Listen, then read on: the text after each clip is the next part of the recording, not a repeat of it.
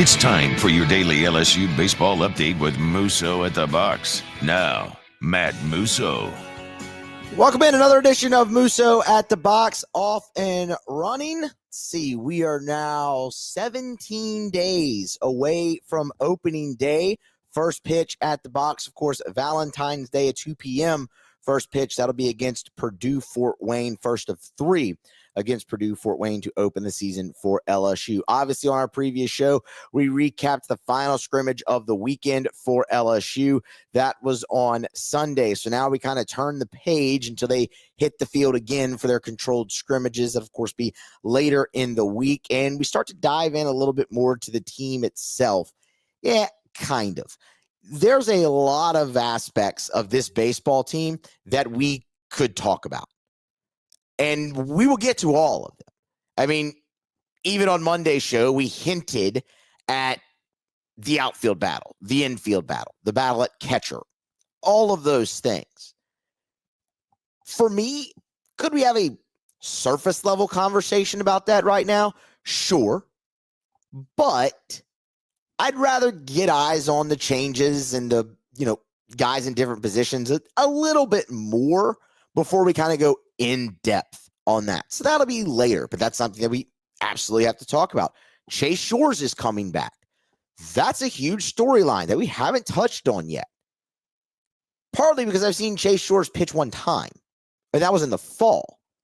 So kind of hoping to see a little bit more there. But again, there's surface level things we could talk about that, but kind of want to save that for later in the week. Hell, who knows? I actually might do that on Wednesday. I'm not sure, but I want to save that a little bit later in the week.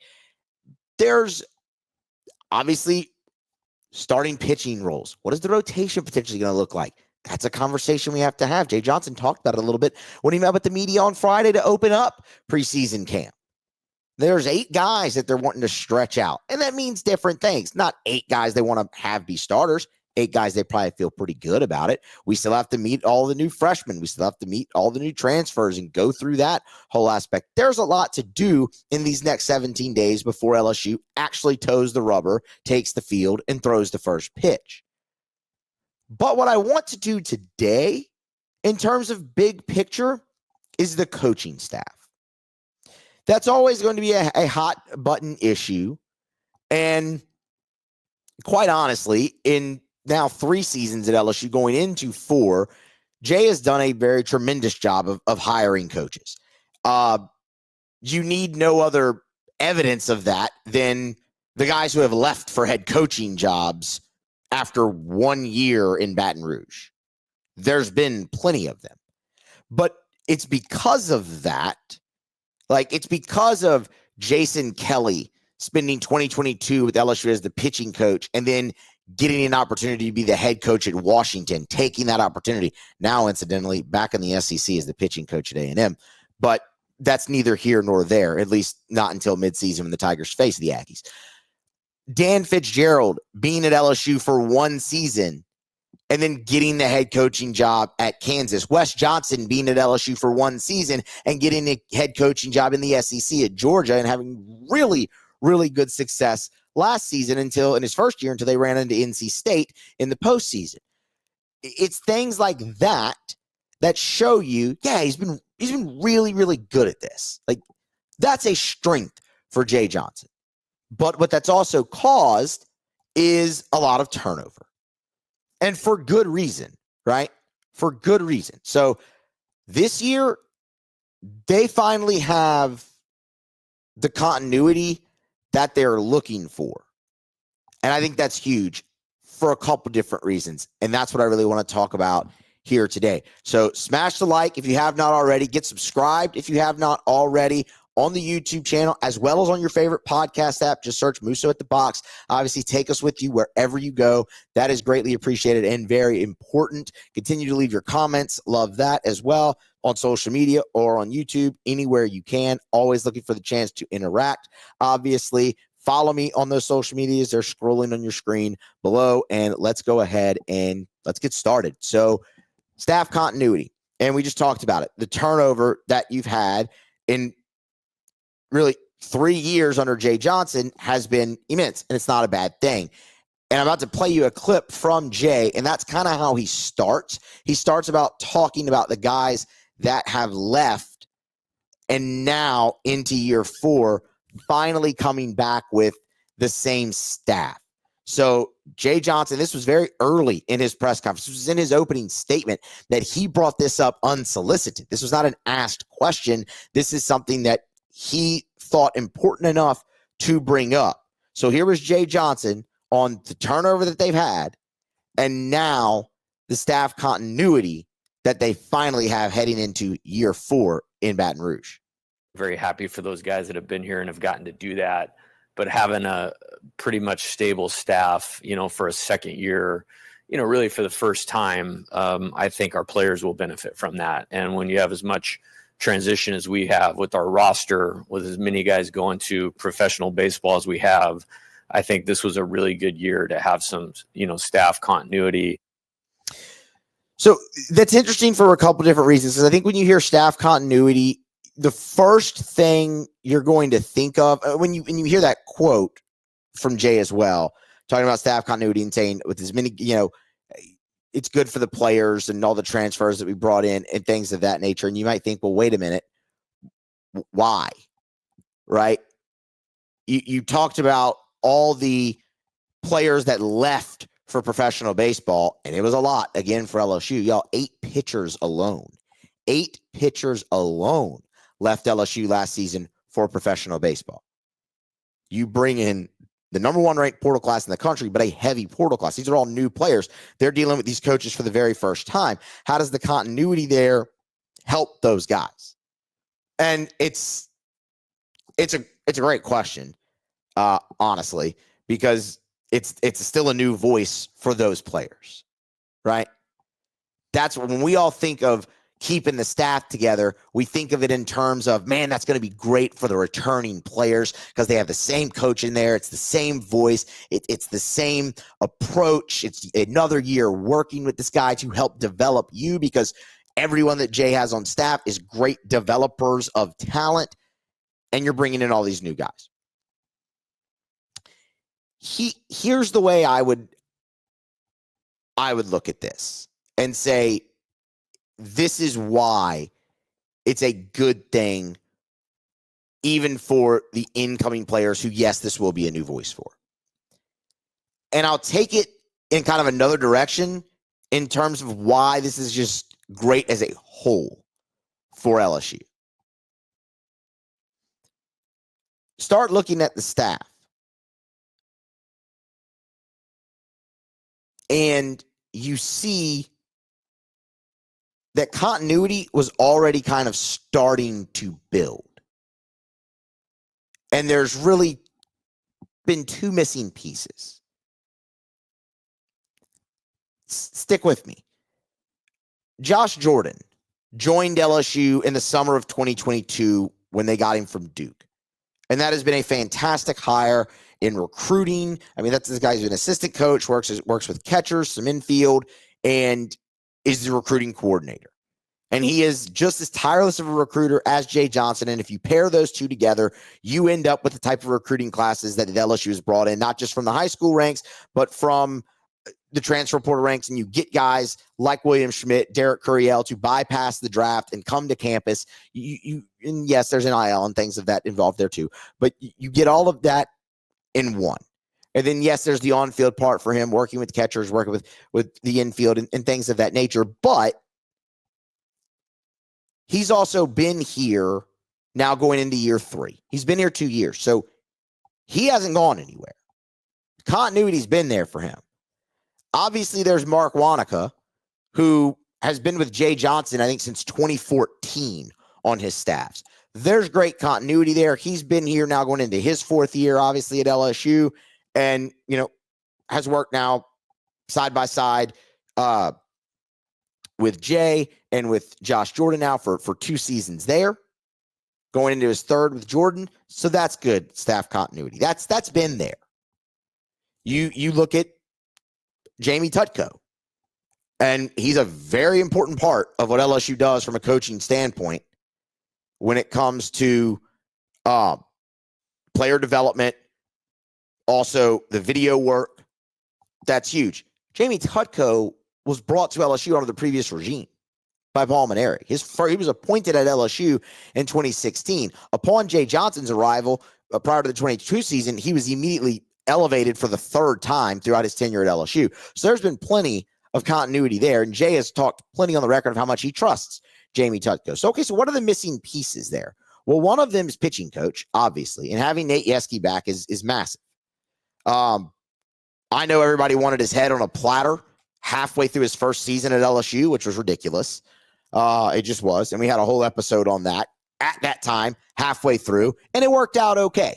LSU's pitchers really took the next step down the back end, and they were the reason you went on the run. You saw development from Cade Anderson down the back end of that season where he was able to go in and get huge outs for you in the SEC tournament. And I highlight that because obviously he struggled against conference opponents throughout the year, and then you put him on the mound in a regional against a North Carolina team that went to Omaha, and he delivered there. So you really saw development from him down the back end. That's just one example of where they got much better. You saw Gage Jump continue to develop throughout the season as well as he returned and got fully healthy from injury and just got more innings under his belt, and then he's off to the MLB draft. I mean, by the end of the season, you had the 1-2 punch you thought you would in your rotation. Obviously, Griffin Herring, just from the moment the season started throughout, the development was so evident there with him. So, you did see that. And then, LSU finished second in the nation in shutouts a season ago.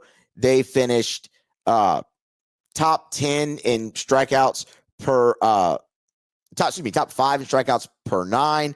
In fact, they led the nation in strikeouts as a staff, top 10 in hits per 9. They had a really good season on the mound when you go back and look at it. Was it perfect at all times? No. And a lot of that was misses in the transfer portal. But down the stretch, they got things in order, and Nate Yeskie deserves a lot of credit for that, and him being back is obviously massive for LSU.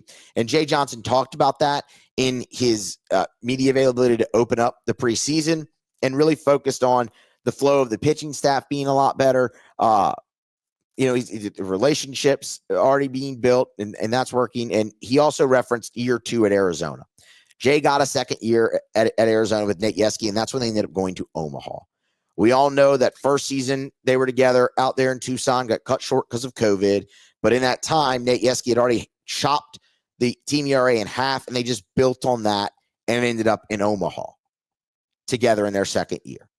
So, look, I'm not telling you that if LSU goes to Omaha, that's going to be the sole reason why, but that's a pretty good track record to have there. Having Nate Yeskie back is massive because this is, for one, everything we just talked about, the success that he and Jay had in year 2 at Arizona, him getting some of these arms back for some of them back for a second year who are going to be major contributors for LSU on this team. That's significant. But above all else, this is the first time in Jay Johnson's tenure at LSU that he's been able to retain a pitching coach. We talked about it right off the top. Jason Kelly, after 1 year, head coach at Washington. Wes Johnson, after 1 year in a national championship, off to Georgia. Finally, you have that piece back for a second year, and that's huge. Why else it's huge is kind of where this whole conversation started. Josh Jordan's going into his 3rd year. He's been here. Mark Wanaka's going into his 4th year. He's been here. Tutko's been here since 2016. Jay obviously has been here since 22. You finally have a guy in that spot working with the same staff as he did the year prior. The only difference is Terry Rooney left to go join Paul Maneri at South Carolina. That's the only difference on this staff. But in terms of your on-field, everyday guys, you're finally together. And that matters. And this is why that matters for even having the new players, right? The transfer players. Or all the freshmen. Yes, it's a new voice for them. But for the coaches, there is no new voice. They're in the same meeting rooms with everybody who clearly understands the vision, the plan, the approach going forward for the program. And they have another year under their belt together now and can work and decide, okay, man, we had a lot of talent on the team a year ago. It took a while to figure out how to really best use it, put everybody in the best position. It took a while for the players to understand, okay, this is what we need to do to win, to bounce back, to do all things like that. How can we all deliver that message better and more clearly now that we have another year under our belt together, same voices, same meetings, understanding the direction and going forward? And because they have that, that's going to help the players because they should be better organized. That's going to help the players, even the new players, the freshmen, the transfers.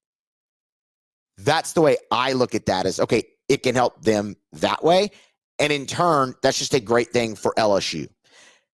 The most underrated addition back to this staff, and yes, I say back to this staff, and I say underrated because it's going to fly under the radar, but is Josh Simpson. And many of you might not know the name Josh Simpson, and I that's fine. There's not going to be a test after this or whatnot. But this also plays into the player aspect of it. So Josh Simpson, he joined LSU. Excuse me. No, I should say he was on staff at LSU in 2023. He was the director of baseball operations for the national championship team. After that season, he left with Wes Johnson to go to Georgia. That's where he spent last year, was in Athens. He is back now for 2025. And he's not serving director of baseball operations role. That's Champ Artigues. But what's so massive about this, and Jay talked about it on Friday, and I didn't pull this cut because it was only like 4 seconds or 4 or 5 seconds. The thing that he highlighted was player relationships. How great Josh Simpson is at developing player relationships. And there are still guys from that 2023 team on this roster. So to bring him back, have those relationships, that's going to help the continuity overall in the building. And if he's that great and elite at developing relationships, he'll have no problem doing that with the new guys, which I have no doubt. But I mean, Gavin Guidry, still here. Jared Jones, still here. Josh Pearson, still here. Like, we could continue. There's plenty of pieces left from that team that played critical roles. Chase Shores, still here. Obviously, yes, he got injured that year, but early on, he was a big part. We could get up. A lot of it's missing too. I understand. There's enough there that you bring that back. I think that matters a lot. So that's a huge piece. Not to mention, he's coached alongside Mark Wanaka. He's coached alongside Josh Jordan. He's familiar with the current staff in the building. So that's a huge addition, reunion, if you will, for LSU staff this season. What will it result in? That's ultimately the question, right? All right, man, that's great. You've talked them up. Is it actually going to matter? Is it going to win? Are they going to win? Are they going to Omaha? Or are they going to hoist the trophy at the end? It's always the goal. It's always the expectation that everybody has for the program, including those in it. Nobody has that expectation higher than those in it. Can this staff deliver it?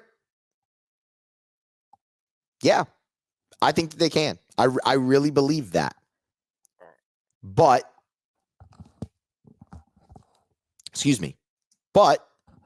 understand it's going to take a little bit of time. And what it's going to come down to is if it comes together faster than it did a year ago. LSU can't dig the hole that they did a year ago. And there's reasons that they won't. The schedule is not a complete gauntlet to start. I mean, that was stupid. That being said, LSU did not play well enough to win games that they should have won throughout that gauntlet. Like, the schedule was incredibly tough. LSU wasn't playing good baseball either. And that's why you ended up where you ended up. We don't need to go down that road. We don't need to talk about that. But it all has to come together faster for LSU. And that's where the staff continuity should come in for them, that they can better pass along what they're looking for from, to the players. But then it's up to the players. But yeah, I have full confidence in the staff that they have assembled, having it together for another year, that they can lead LSU back to the top of the mountain. I mean, Omaha should absolutely be on the table here. Depends on draw and things of that nature. But yes, I do. I believe that the staff that they have assembled and it being together for a second season definitely has the ability to lead LSU to where they want to go. And that's back to the top of the mountain, winning the last game of the season. Will they? That has to play out. I can't tell you that. All I can tell you is this staff is capable and they can. They don't get to go out there and play a single pitch, a single inning. It's up to the message getting through and the players executing and believing and buying in. And that's where I can get into a little bit about the team before we wrap this up. Because I should say that's where I want to get into a little bit about the team before we wrap this up. Jay Johnson, I thought this was a great representation of what this group will be in 2025. Because at some point,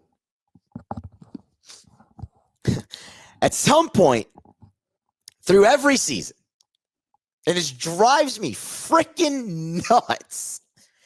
At some point, throughout every season, when things aren't going well, someone always says, it could be media, it could be fan, it could be a coach, players, it could be anybody. Someone always says, well, they're a young team. And that drives me nuts because you can't be a young team every friggin' year. You just can't. You're always going to have young players, especially at a program like LSU. And at a program like LSU, those young players are going to play because they're extremely talented. But just because you have a few young players in there doesn't mean you're a young team. LSU last season played a lot of young guys. But were you really a young team? Larson was a freshman, played big innings for you. Jake Brown, yeah, sure. Fair. Milam, absolutely. Griffin Herring was only a sophomore. He was one of your best players, but only a sophomore. Fine. Gavin Guidry, sophomore, second year of college. You also had Tommy White. You had Pearson, Milazzo, Travinsky. Justin Lohr was late in his career. Luke Holman was obviously a junior and played a lot of college baseball. You go on and on and on and on and on. They weren't a young team. They had young players playing big innings. You had to grow up in a hurry. But you didn't get enough from everybody. Jay Johnson has I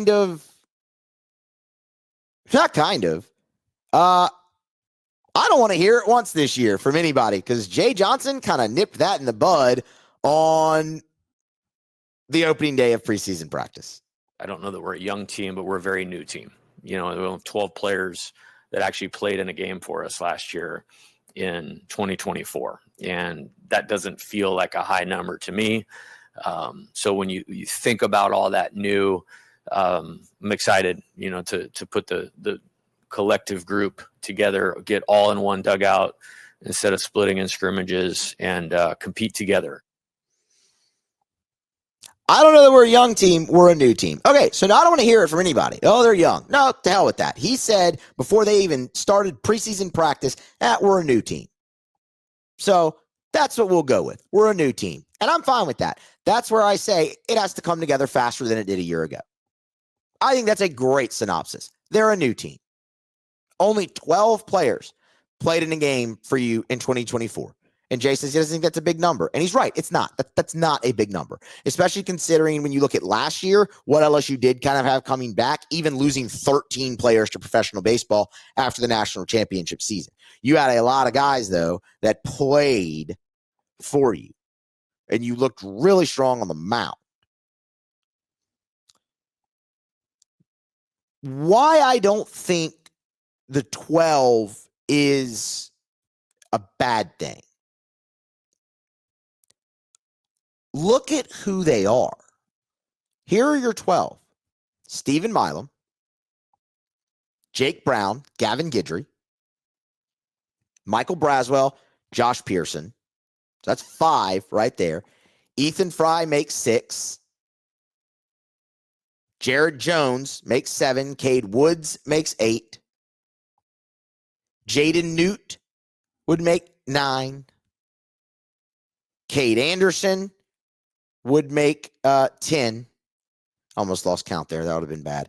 DJ Primo makes 11. Ashton Larson makes 12.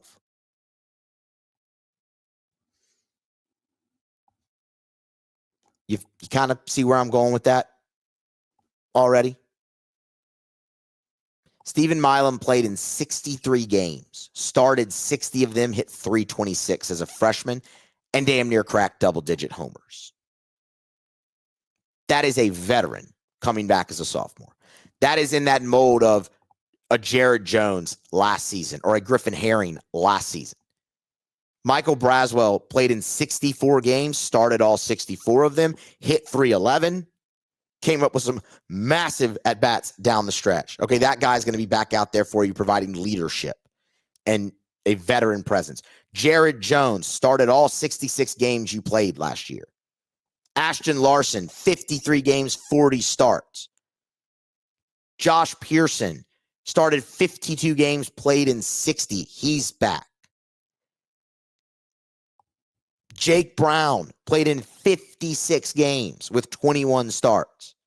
He's going to play a pivotal role on this team. Cade Anderson, 18 appearances as a freshman, 9 starts. That's a guy, sub 4 ERA as a freshman. That's a guy that could be your Friday night starter this season at some point. That's massive. Like, those guys specifically. Gavin Guidry, 22 appearances. That was third on the team a season ago. Had a sub 3, well below sub 3 ERA, 4 saves. Massive presence for you there, going into his 3rd year. It's only 12 guys. And then you have guys like DJ Primo, who only appeared in 9 games. It was very spot duty, but when he was out there, he was pretty good. You only got to see Jaden Newt 1 time. Okay. Ethan Fry, the injury really hurt him, but man, they were getting him going in that lineup. He still played in 34 games. But when you really look at Milam, Braswell, Jones, Larson, Pearson, Brown, and then you look at Guidry, Anderson, that's 8 of the 12 that played massive roles for you. So when I look at this and I say, yes, LSU is a new team, not a young team, I say, what makes that okay, why I believe that group can come together and do it, they have a great mixture. They have a great mixture. And that's something that you had in 2023. It's something that we thought you were going to have a year ago, but and you ended up having that. It just took a while. The veterans on this team are stronger than the veterans a season ago. I believe that. That's very blunt, and it's not to say they weren't good players. Of course they were. I mean, Tommy White was awesome. Hayden Travinski had some big at-bats. But when you look at Braswell, Jones, all those guys in that vein, Milam, I'm calling Milam a veteran. I mean, guy, again, 63 games, 60 starts. you have a stronger veteran core, I think. And you mix that with the talented transfers that you brought in, some young, some very experienced, and then all the freshmen. You have that mixture of talented youth with experienced, talented veterans who know the expectation of the program and are going to be counted on to lead this team. And you had that again the last time you reached the mountaintop, where you had veterans like Dylan Cruz and Trey Morgan and Cade Beloso and Braden Jobert. And you mixed that with a newcomer like Tommy White, who is a sophomore going into his second season of college baseball, and Griffin Herring and a Gavin Guidry. And it was all able to come together. That's what I look at this team. They're a new team. They're a new team with a great mixture. Nobody tell me they're young. I'm going to get very angry if you do. So with the staff continuity, with that great mixture, sky's the limit. All the goals that are always on the table can absolutely be on the table this season for LSU. We'll see if they get it done. 17 days, they'll throw out the first pitch when they take on Purdue Fort Wayne on Valentine's Day at the Box. That's going to wrap it up. Again, appreciate everybody for being here. Like, share, subscribe. Follow me on social media. Subscribe on YouTube. Subscribe on your favorite podcast app. Greatly appreciated. Be here next time for more on Musso at the Box.